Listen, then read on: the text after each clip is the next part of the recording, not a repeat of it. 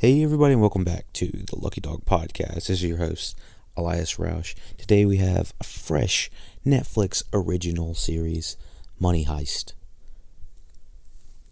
So, Money Heist, it's a show that I wasn't too familiar with. I had only seen a little bit of marketing done via Fire Stick. When you're searching through the different shows, you can starts playing the trailer for the show in the background. So I really liked what I was seeing in the background of the marketing.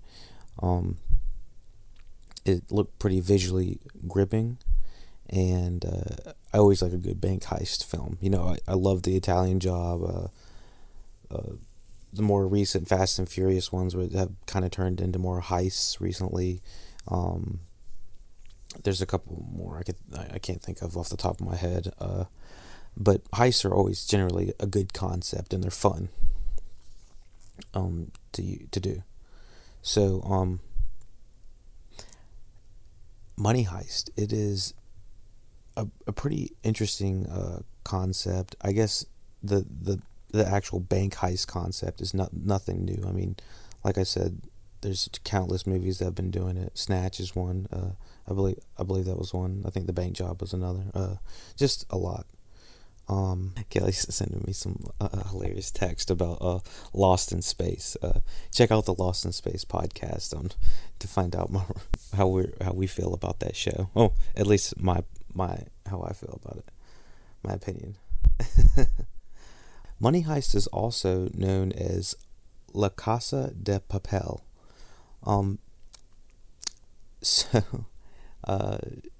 It's primarily a Spaniard television show, which is probably why a majority of the lip syncing and the words don't match up with what the characters are saying. So, just know that before you're even jumping into the series, if you haven't already started to watch it yet. Money Heist, also known as in Spanish La Casa de Papel, which means literally the house of paper. Money Heist is a Spanish heist television series created by Alex Pena for Antena 3. It's a limited series, and season 1 is aired in 2 parts, which makes that incredibly confusing to me. Why don't you just say season 1, season 2? Saying part 1, part 2 is already complicating the hell out of things. I don't know why why they're trying to change the game by doing that, but okay, let's just go with that. So, for Netflix's US version, they chopped it down. They edited it differently than they did with European viewings. I believe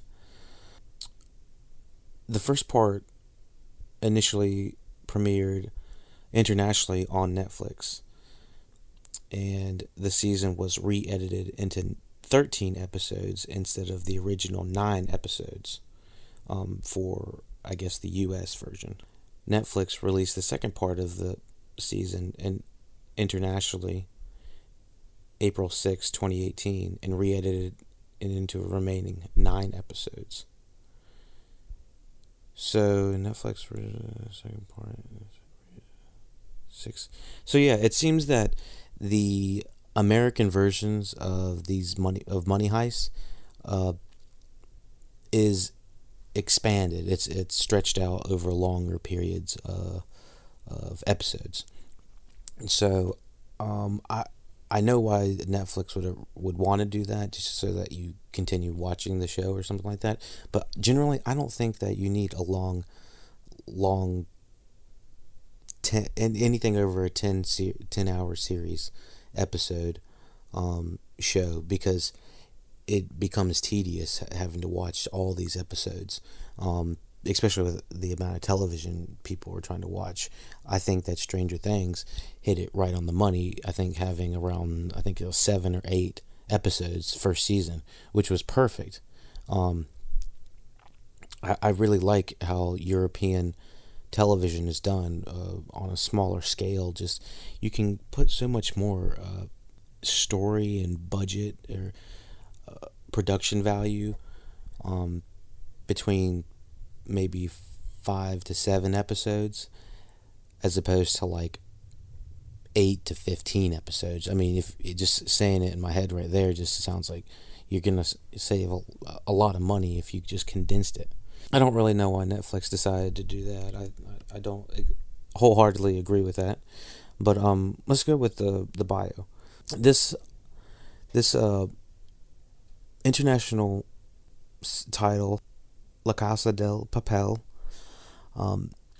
follows a group of robbers as they assault a factory on Monedet and Timbre.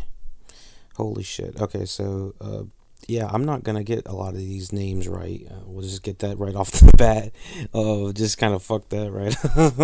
But apologies for that. I'm gonna try to improve my dialect as we go along with this podcast. I'll tell you now. This episode has gripped me enough that I want to start number 2. So, episode 2. So, let's go fresh off the top. What was good about it? What was good about Money Heist? Money Heist. It was visually gripping. The composition of the colors and the way that things were popping in certain scenarios. Like, they doled a lot of colors out and they brought the reds to the front, and the narrative was strong. The actors seemed pretty confident, and I'd say it took me a second to get adjusted with the voiceovers and how the, I guess, Spaniards talk. I guess they have.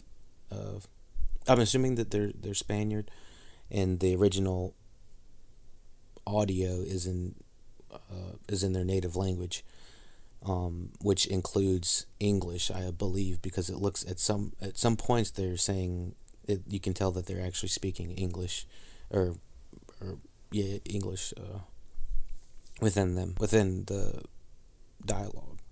So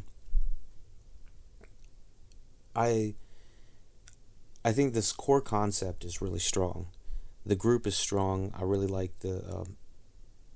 I like the idea. It feels like we were kind of put into the third act of a movie, and we're just going with it. We're going with it. We didn't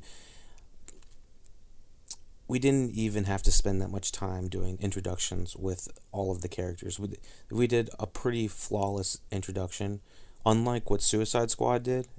They did a sloppy introduction, and they did multiple introductions with all of their characters. When they're bringing this team together, the Money Heist team together, it's flawless. I mean, it's well, I wouldn't say it's flawless. It's just really strongly executed. Just because it does the same thing with the title cards, except they actually make use of the title cards. The title cards make sense. I mean, they were previous thieves and stuff like that, so they're all going through their mug shots and stuff like that, and given the background of what their specialties are, and that's what they needed to do. They fucked that up on the Suicide Squad, and so the comparisons are there. So the cool thing about this is I think we have a strong female lead character, and there's a lot of things in the show that are leading toward there being stronger women within the series, and the main character even makes note of that, just talking about how men were men compared to women, talking about preparation for a bank heist. The men would bicker about the dumb things about what type of mask they're gonna wear, and then women would bicker about what shoes they're gonna wear, or something like that. But they didn't linger on too much, and that's what I really liked about this episode. I thought the pacing was strong, the editing was it was nice. It was smooth, is what I'd call it, because it would put you in a scenario and then maybe flash back a few hours or a couple days or something like that, and it would give context to what what you were looking at. Um, when Tokyo, the main character, is talking to her quote unquote boyfriend hacker, there's real chemistry there. You can tell that they work well together. Um, Tokyo is played by Ursula Corbello, I think, uh, and oh goodness, Rio is her boyfriend, played by Miguel Huron. Who knows? I don't know. I don't know.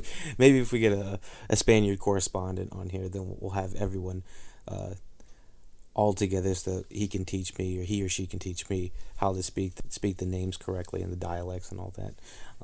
Yeah, all the all the before I continue, I'd like to say thank you to everyone worldwide that listens to the Lucky Dog podcast.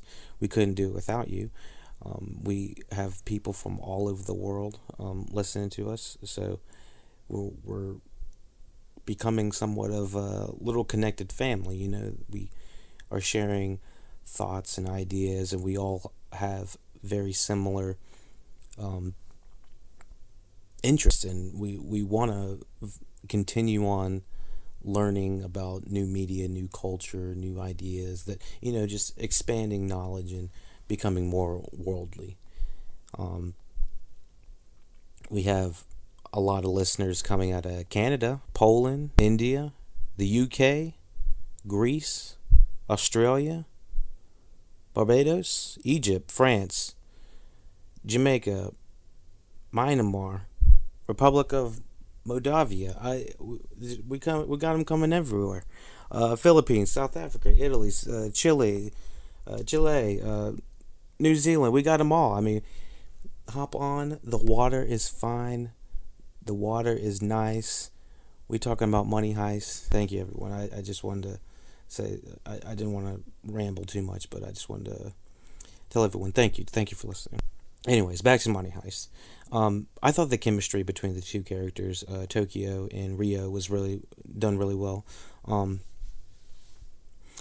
They set up their quote unquote little relationship in a very short amount of time, considering all the stuff that they had to pack into this episode. For a pilot episode, this was a strong episode. It was a strong pilot. It introduces everyone effectively. It shows you to the world, the stakes, what their goal is. It shows you some really cool and interesting shots. Very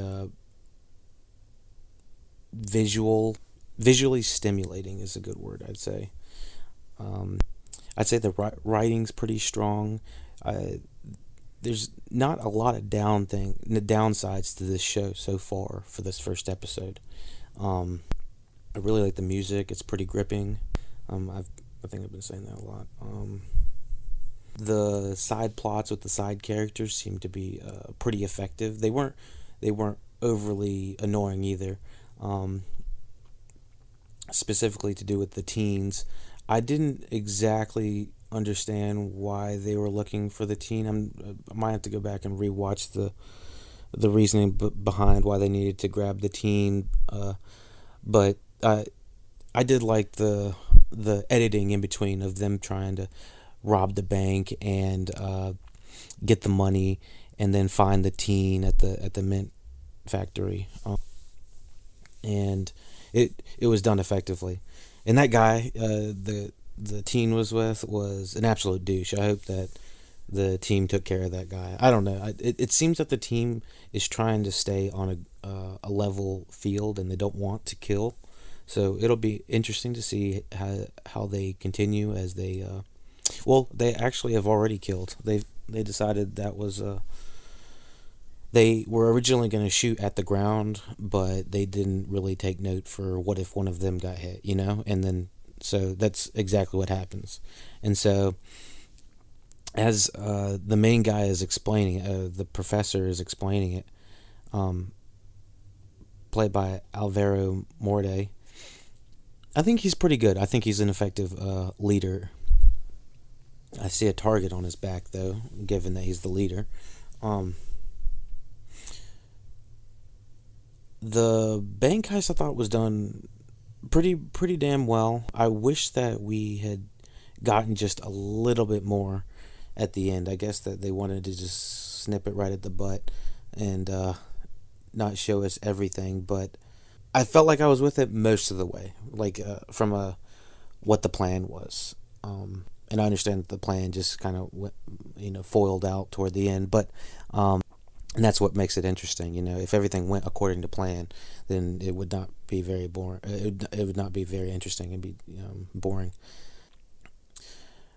I think that I've covered a lot of it. I really wasn't going to go through a scene by scene take. There were a lot of shots that stayed with me personally. Just thinking about it again, just the opening shot of that red. The red is so gripping. It's like they desaturate most of the world and then resaturate and turn up the brilliant red lighting on it, and it works great. I thought the dialogue between most of the characters worked really well. The weakest one, I would say, is when the robbers, the father and son dynamic, they're talking. Just that whole scene when he was jumping on the money and acting a fool, I was like, this is going to come back and bite them in the ass. This is just not looking good at all. And the father's like, get off the money, do your job kind of thing.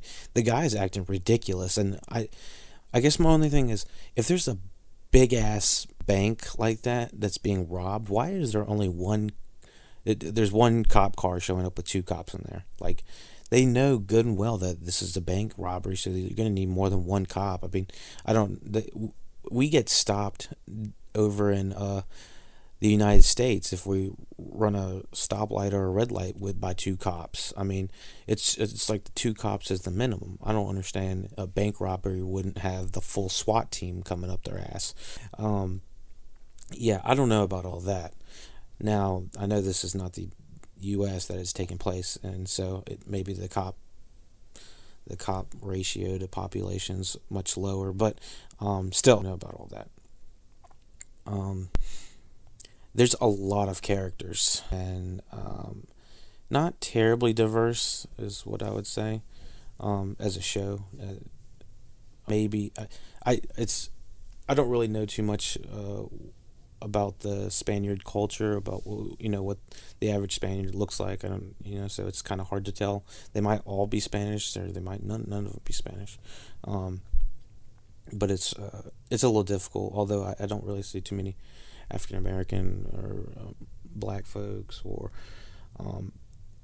Indian or Asian, or I really didn't see too many different ethnicities there. So maybe they could work on that. But if they really didn't want to, then I guess we just won't focus on it too much. We'll leave it right there. This is a big cast.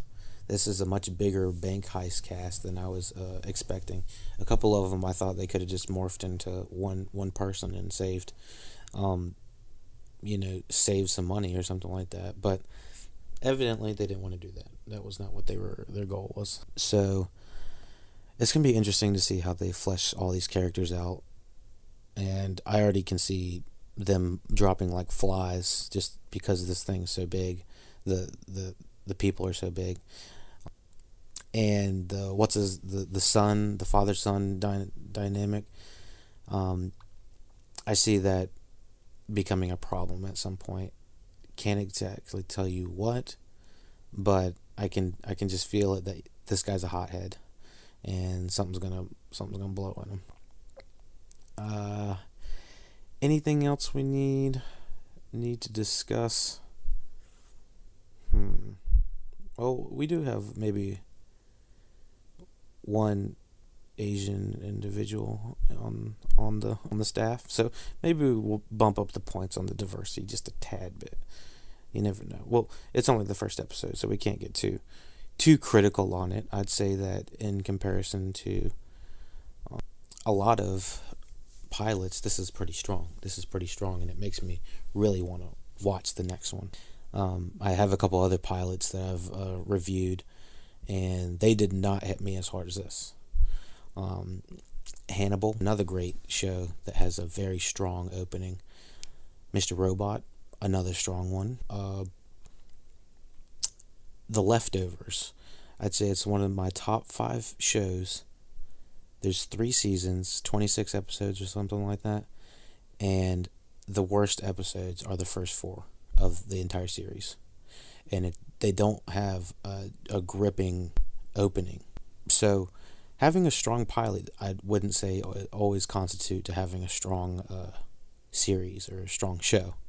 So this one does. Let's hope that this one continues and thrives throughout the kind of a lengthy season we got.